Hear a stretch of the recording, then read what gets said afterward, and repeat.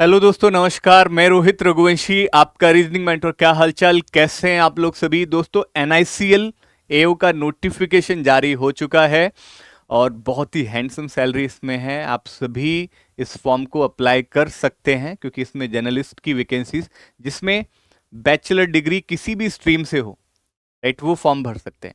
और इंश्योरेंस में तो आप सभी जानते हैं कि इंश्योरेंस सेक्टर में वर्कलोड भी उतना नहीं देखने को मिलता है, तो एक बेहतर अपॉर्चुनिटी आप सभी के लिए निकल कर आई है, राइट। तो कितनी वैकेंसीज हैं, राइट, क्या एग्जाम पैटर्न है, राइट, क्या जॉब प्रोफाइल है, इस सब के बारे में चर्चा करेंगे। जरा ध्यान से इस पूरी वीडियो को देखिएगा सभी के सभी, राइट। भाई 266 टोटल एडमिनिस्ट्रेटिव ऑफिसर्स की जो है वैकेंसीज इसमें निकाली है, जिसमें जर्नलिस्ट और स्पेशलिस्ट को शामिल किया गया है, राइट। स्पेशलिस्ट तो वो है जिसमें स्पेशलाइजेशन जैसे कि आईटी हो गया, एग्रीकल्चर हो गया, इस तरह की स्पेशलाइजेशन होता है। लेकिन जर्नलिस्ट वाले बैचलर डिग्री किसी भी स्ट्रीम से हो, चाहे BA, BSc, BBA, BCom, MBA, मतलब बीसीए, ये सब आपके जो है इसमें शामिल होंगे, चाहे बीटेक हो, राइट। तो ये कब से है? ये 12 जून से इसके फॉर्म आपके जो है भर सकते हैं। लास्ट डेट इसकी 3 जुलाई होगी। और अगर बात करें इसके पहले फर्स्ट की, यानी कि एग्जाम डेट की अगर मैं बात करूं, तो जरा ध्यान से देखिएगा। एग्जाम डेट इसकी 20 जुलाई टेंटेटिवली आपसे बोला गया है, ठीक है, राइट। ओके, कॉल लेटर के बारे में आपको बता दिया जाएगा, तो वही 20 जुलाई को है, तो 10 दिन पहले आपको कॉल लेटर आपको देखने को मिल जाते हैं, ठीक है। बात अगर करें इसके मेंस एग्जामिनेशन की, तो मेंस एग्जाम इसका 31 अगस्त को होगा, यानी कि 20 जुलाई को प्री है और मेंस इसका जो है 31 अगस्त को है, ठीक है। ओके, चलिए आगे की अगर हम बात करें वैकेंसीज की, तो ये है जैसे कि स्पेशलिस्ट वालों के लिए, ठीक है। इनिशियली आपको स्पेशलिस्ट दे रखा है। स्पेशलिस्ट में इन्होंने डॉक्टर्स, एमबीबीएस, जिसमें 10 वैकेंसी है। लीगल के लिए जैसे लॉ वाले जो होते हैं 20, फाइनेंस के लिए 20, आईटी के लिए 20, ऑटोमोबाइल इंजीनियर्स के लिए 20, राइट। चलिए, बैकलॉग भी है कुछ। डॉक्टर एमबीबीएस में 4 हैं बैकलॉग, फाइनेंस में 1 है और ऑटोमोबाइल में 1 है। ये सब मिलाकर टोटल स्पेशलिस्ट में 96 वैकेंसीज है। यानी कि इसमें फिर आपका प्रॉपर एक स्पेशलाइजेशन होना चाहिए, ठीक है, जैसे एमबीबीएस होना चाहिए, लीगल में लॉ एलएलबी होना चाहिए, राइट। फिनांस में आपकी फिनांस से आपने किया होना चाहिए, इस तरह से, राइट। इंफॉर्मेशन टेक्नोलॉजी यानी आईटी, बीटेक आईटी होना चाहिए, ठीक है जी। ऑटोमोबाइल यानी कि बीटेक मैकेनिकल या ऑटोमोबाइल से होना चाहिए, इस तरह से। अगर बात करें जर्नलिस्ट की, तो जर्नलिस्ट की टोटल वैकेंसीज 170 हैं। जनरल में 68 है, ओबीसी में 47, एससी में 26 और एसटी में 12, ईडब्ल्यूएस में 17, ठीक है। चलिए आगे की ओर देखते हैं, तो ये वैकेंसीज है, राइट। ओके जी। और अगर देखा जाए तो देखिए प्रोबेशन पीरियड तो ये तो सब में रहता है, ये प्रोबेशन हो गया, गारंटी बॉन्ड हो गया, ये सब आगे की बातें हैं। बात करें अगर सैलरी पर्क्स की, तो यहां पर इन्होंने क्लियर बोला है कि जो बेसिक सैलरी है, जो बेसिक सैलरी है वो 50,925 है, राइट। अगर हम बात करें यहां पर, तो इन्होंने ये कहा है कि total emoluments will be approximately ₹90,000 per month. लेकिन इन्होंने ये भी बोला है कि इन मेट्रोपॉलिटन सेंटर्स, यानी कि मेट्रो सिटीज में 90,000 है, राइट, यानी कि बाकी उसमें आपकी वही 84-85 हो सकता है, लेकिन मेट्रोपॉलिटन में आपकी 90,000 होगी, ठीक है ना। ओके, चलिए बाकी अदर जैसे benefit such age pension under new pension scheme, ये भी है by PFRDA, gratuity, LTS, medical benefits, group personal accident insurance, ये सब इसमें शामिल होंगे, राइट। ये भी सब आपके जो है इसमें आपके शामिल होंगे, ओके जी, राइट। चलिए अगर बात करें एजुकेशनल क्वालिफिकेशन की, तो देखो जो हमारे स्पेशलिस्ट वाले हैं, जैसे डॉक्टर्स हैं, उसमें एमबीबीएस चाहिए। लीगल में आपका लॉ से ग्रेजुएट, आपका पोस्ट ग्रेजुएट इन लॉ या ग्रेजुएट लॉ से होना चाहिए। फिनांस में जैसे बीकॉम, एमकॉम या चार्टर्ड अकाउंटेंट, ये सब होना चाहिए। आईटी में आपका जो है बीटेक आपका आईटी से होना चाहिए, ठीक है। बीटेक आपका जो है आईटी से होना चाहिए, कंप्यूटर साइंस से। ऑटोमोबाइल देखो मैंने कहा था ना, बीटेक मैकेनिकल से या आपका ऑटोमोबाइल से होना चाहिए। कह रहा है एनी ब्रांच ऑफ इंजीनियरिंग, ठीक है, ये आपका होना चाहिए। जर्नलिस्ट के लिए साफ है, जर्नलिस्ट के लिए यहां पर साफ बोला गया है, जर्नलिस्ट के लिए ग्रेजुएट या post graduate in any stream, किसी भी स्ट्रीम से आपका ग्रेजुएट होना चाहिए, ठीक है। बस एक यहां पर एक इंपॉर्टेंट कंडीशन भी लगा दी है, एटलीस्ट 60%, यानी कि इससे कम वाले को ये कंसिडर नहीं करेंगे। यानी कि इन्होंने 60% का एक लगा दिया मार्क कि भैया ग्रेजुएट तो हो लेकिन ग्रेजुएट में कम से कम 60% होना चाहिए, तो ये मैंडेटरी है, ठीक है, राइट। और इन्होंने ये बोला है कि 55% फॉर SC ST कैंडिडेट्स। तो यहां पर जो आप NICL का फॉर्म भर सकते हैं, आप जर्नलिस्ट का फॉर्म भर सकते हैं, जर्नलिस्ट वाला, क्योंकि जर्नलिस्ट में किसी भी स्ट्रीम से आपकी ग्रेजुएट आपकी मांगी गई है। ओके, चलिए आगे की ओर बढ़ते हैं, आगे की ओर देखेंगे। एज यहां पर अगर देखा जाए तो एज के बारे में अगर मैं देखूं तो यहां पर एज आपकी मिनिमम एज 21 है और मैक्सिमम एज आपकी 30 ईयर्स है, ठीक है। SC ST 5 साल, OBC 3 साल, PWBD 10 साल और एक्स सर्विसमैन आपका जो है 5 साल होगा। ओके जी, चलिए, राइट। डिफेंस पर्सनल आपका 3 साल, राइट। एग्जिस्टिंग आपका जो है पब्लिक सेक्टर या जनरल इंश्योरेंस से है, आपकी आप इंश्योरेंस से है फील्ड से, तो 8 साल का है। ओके, देखिए हर में आप यहां पर एज में छूट आपको दी ही जाती है, ठीक है। आगे की अगर हम बात करें इसके, राइट, और अगर देखा जाए इसके सिलेक्शन प्रोसीजर की, ये इंपॉर्टेंट है, ठीक है। एग्जाम पैटर्न क्या रहेगा या you can say selection process क्या है। तो सिलेक्शन प्रोसेस मैं यहां पर जर्नलिस्ट वालों के लिए बताऊंगा, राइट। यहां पर प्री मेंस और इंटरव्यू रहेगा। देखो प्री और मेंस की तो डेट पहले से फिक्स है, राइट। देन उसके बाद फिर आपका इंटरव्यू होगा। प्री मेंस और इंटरव्यू। प्री का एग्जाम पैटर्न कैसा है, प्री में क्या क्या चीजें पूछी जाएंगी। प्री में आपकी जो है सेम वही है जो आपका IBPS क्लर्क में है या SBI क्लर्क में है, राइट। वैसा ही सेम पैटर्न आपका NICL AO में भी है। इंग्लिश के 30 क्वेश्चन, राइट। लेकिन SBI PO का तो पैटर्न चेंज हो गया है थोड़ा सा, लेकिन बाकी वैसे सब्जेक्ट यही रहेंगे, राइट। नंबर ऑफ क्वेश्चंस में बदलाव हुआ है SBI PO के। रीजनिंग एबिलिटी, क्वांटिटेटिव एप्टीट्यूड की अगर हम बात करें तो यानी कि ये कह सकते हो IBPS PO हो गया या NICL AO हो गया, राइट। SBI PO का एग्जाम में पैटर्न बदलाव हुआ है, वो भी आपके नंबर ऑफ क्वेश्चंस चेंज हुए हैं, सब्जेक्ट प्री में वही रहेंगे, ठीक है। तो ये सेम पैटर्न सही है। अगर किसी ने SBI PO की पहले तैयारी की है या IBPS PO की तैयारी की है तो ये उसके लिए बहुत आसान होगा अगर वो जो तैयारी में रहा है, ठीक है। इंग्लिश के वही 30 क्वेश्चन, रीजनिंग के 35 और क्वांट के आपके 35।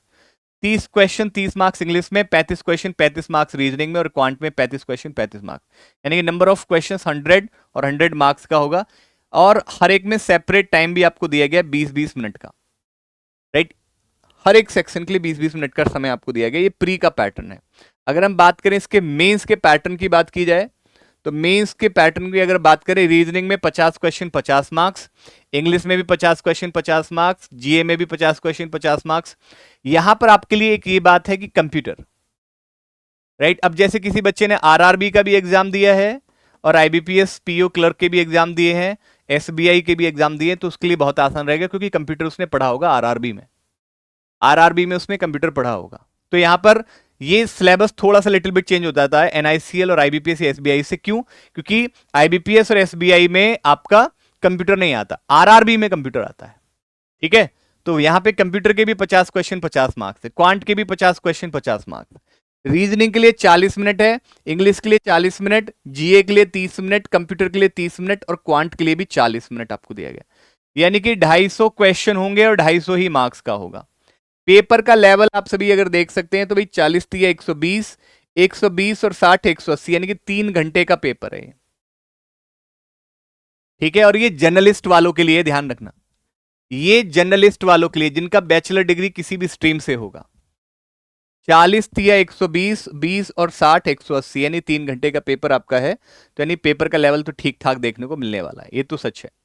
स्पेशलिस्ट में क्या है, स्पेशलिस्ट में एक सब्जेक्ट और बढ़ जाएगा, राइट। क्या बढ़ जाएगा? क्योंकि जैसे कि ये देख रहे हैं ना, यहां पर जो रीजनिंग, इंग्लिश, GA, कंप्यूटर और क्वांट, जर्नलिस्ट वालों में 50-50 क्वेश्चन थे, लेकिन यहां पे 40-40 क्वेश्चन है, right. 40 question 40 marks, 40 question 40 marks, ये सब। लेकिन यहां पे आपको वही प्रोफेशनल नॉलेज के क्वेश्चंस पूछ लिए जाएंगे 50, जो कि 50 मार्क्स के हों। जैसे IT से तो IT रिलेटेड क्वेश्चन, और अगर लीगल से है तो law related question, MBBS doctor वाला है तो MBBS से रिलेटेड क्वेश्चंस। इस तरह के क्वेश्चंस आपके प्रोफेशनल नॉलेज के 50 क्वेश्चन 50 मार्क्स के, यानी सेम यहां भी 250 क्वेश्चन 250 मार्क्स ही है, राइट। और यहाँ पे थोड़ा समय कम हो जाएगा, जैसे रीजनिंग में 35 मिनट है, इंग्लिश में 30, जीए में 20 मिनट, और कंप्यूटर में 25 मिनट, और क्वांट में 35 मिनट, और प्रोफेशनल नॉलेज में 35 मिनट। ठीक है, ये आपका स्पेशलिस्ट वाला पैटर्न है। फिर उसके साथ साथ आपका जो है डिस्क्रिप्टिव भी रहेगा यहां पर। ठीक है, डिस्क्रिप्टिव भी रहेगा यहां। Descriptive test of 30 minute duration with 30 marks will be a test of English language, जिसमें एस से 10 मार्क्स का आएगा, प्रिसाइज आपका 10 मार्क्स का, और कॉम्प्रिहेंशन आपका 10 मार्क्स का। The descriptive test will be in English and will be conducted through online mode. Right, online आपको जो है होगा, इसका डिस्क्रिप्टिव ऑनलाइन ही होगा। राइट, ठीक है, 30 मिनट 30 मार्क्स का रहेगा, जिसमें तीन तीन आपको बता दिए, एस से 10 मार्क्स, प्रिसाइज 10 मार्क्स, और कॉम्प्रिहेंशन 10 मार्क्स का रहेगा। ठीक है जी बच्चों, चलिए।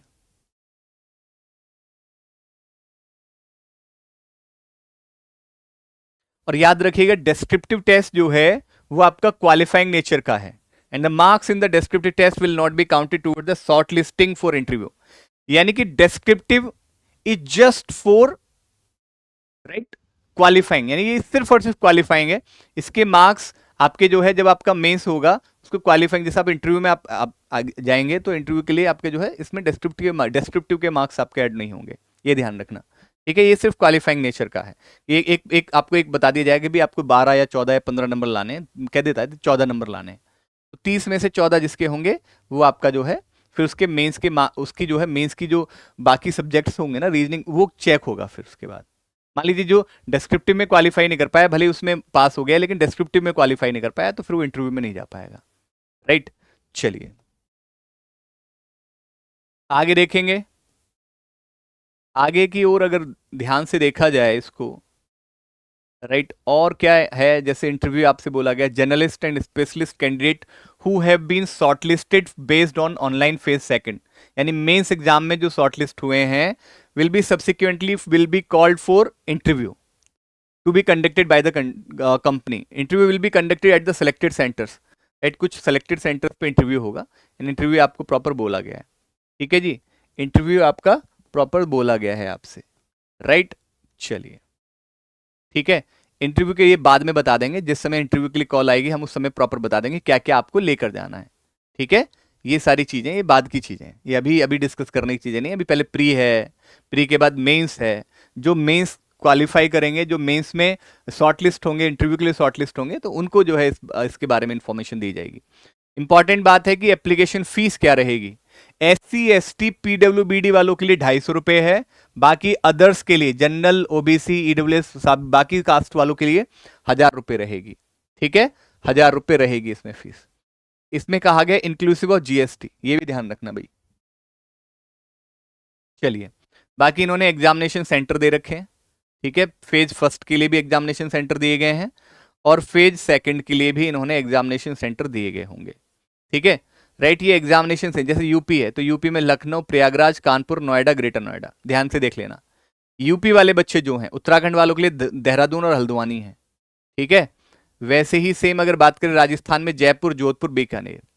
ठीक है, अगर और बात करें कि भाई और क्या, महाराष्ट्र में मुंबई, नवी मुंबई, थाने, MMR, नागपुर, पुणे, छत्रपति संभाजी नगर, नासिक। ठीक है, ये सब रहेगा। MP में भोपाल, इंदौर, ग्वालियर, जबलपुर। ठीक है जी, अगर हम बात करें हरियाणा की, हिसार, फरीदाबाद, गुड़गांव, दिल्ली में दिल्ली NCR पूरा, गोवा में पानाजी होगा सिर्फ, चंडीगढ़ में चंडीगढ़, मोहाली, राइट, बिहार में पटना, गया, भागलपुर। ये इस तरह के सेंटर्स इन्होंने दिए हैं अलग अलग स्टेट के, अलग अलग स्टेट्स में कौन कौन सी जगह पे आपके एग्जाम्स होंगे। फेज सेकंड में इन्होंने इस तरह से दे रखे हैं, दिल्ली में दिल्ली NCR है, राइट, और आपका जो है अगर बात करें हम यूपी की, तो यूपी में लखनऊ है सिर्फ। ठीक है, यूपी में मेंस एग्जाम में सिर्फ लखनऊ जा सकते हैं। ठीक है, तो इसलिए हो सके तो जो यूपी का बच्चा है वो दिल्ली के लिए अब करे, मतलब दिल्ली से एग्जाम हो, जिससे कि दिल्ली है तो फिर दिल्ली ही रहेगा वो। अगर यूपी है तो फिर यूपी का बच्चा, मान लीजिए मैं मेरठ से हूं तो मुझे लखनऊ जाना पड़ेगा, राइट, तो मेरे लिए तो दिल्ली पास है ना। तो ये थोड़ा सा इस चीज को थोड़ा ध्यान से देख लेना कि भाई आपके अगर फेज सेकंड का, अगर आपसे जब आप फॉर्म भर रहे हो तो फेज सेकंड का अगर आपसे कुछ भरवाए तो इस चीज को देख लेना ध्यान से। ओके बच्चों, चलिए, अगर आपको और कोई डाउट लगता है, कुछ पूछना हो तो मुझे कमेंट में जरूर बता देना।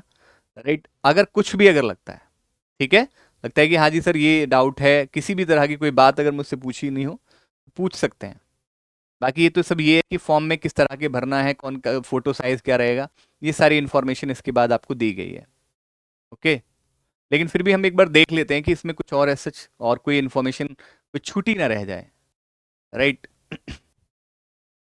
आई थिंक मुझे लगता है कि अब तो कोई ऐसी कोई इन्फॉर्मेशन आपकी छूटी नहीं होगी। ठीक है जी। राइट, तो हमने एलिजिबिलिटी बता दिया है, एग्जाम पैटर्न बता दिया है, राइट, सैलरी के बारे में बता दिया है, एग्जाम डेट के बारे में बता दिया है। मैं अगर बात करूं इसके एग्जाम लेवल की, तो देखिए सीधी सी बात समझिएगा,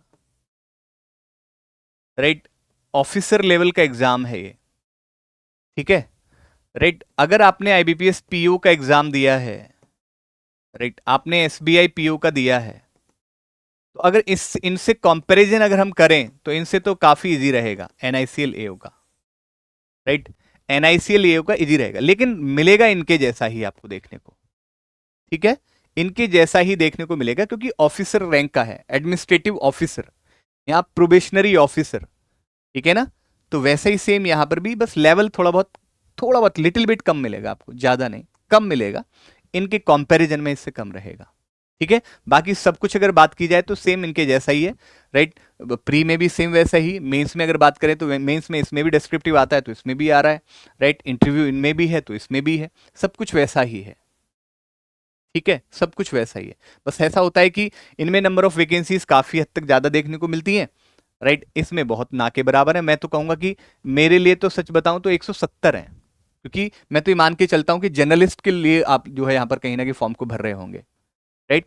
तो यहाँ पर 170 वैकेंसी से तो ऑब्वियस है कंपटीशन अच्छे लेवल का रहेगा, क्योंकि सबसे बड़ी बात क्या होती है, जब वैकेंसीज कम होती है ना, तो प्योर बच्चे भरते हैं, जो डेडिकेटेड बच्चे होते हैं। एवरी वाले नहीं भरते, एवरी वाले तो भीड़ में भरते हैं, जो मतलब सिर्फ ऐसे है कि हाँ हो गई, नहीं हुई तो कोई दिक्कत नहीं है, तो वो फिर ऐसे फॉर्म को भरते हैं जिसमें नंबर ऑफ वैकेंसीज काफी देखने को मिलती है। लेकिन जिसमें बहुत ही लिमिटेड वैकेंसीज होती हैं, उसको फिर लिमिटेड ही बच्चे भरते हैं, और वो वही होते हैं, या तो देखना तुम मैक्सिमम बच्चे यहाँ पे जो है या तो सिलेक्टेड होंगे, जैसे कोई आईबीपीएस क्लर्क में, आरआरबी क्लर्क में, इस तरह के बच्चे फॉर्म भर रहे होंगे, या फिर जो जेन्युइनली सही डायरेक्शन में सही ढंग में तैयारी कर रहे हैं, या फिर वो होंगे। ठीक है जी, ओके। बाकी चर्चा इस पर मैं एक और वीडियो आपके लिए लेकर आऊंगा, एक और प्लान करेंगे कि फॉर्म कैसे भरना चाहिए और क्या क्या बातें और इसमें हो सकती हैं। तो आप मुझे कमेंट के माध्यम से भी एक बार जरूर बताना, कुछ भी आपको मन में अगर आप लगता है कि हाँ जी ये मुझे पूछना है तो पूछ लेना, हम आपके कमेंट्स के जवाब या तो वीडियो के माध्यम से या उसी कमेंट्स में आपको जरूर दे देंगे। लेकिन आपके मन में कोई संशय ना रहे, किसी तरह का डाउट ना रहे। ठीक है, ओके। चलिए, बाकी सिलेबस या और भी इस पर मैं आपसे चर्चा करूंगा। ठीक है, चलिए अभी के लिए इतना ही, बहुत बहुत शुक्रिया, धन्यवाद।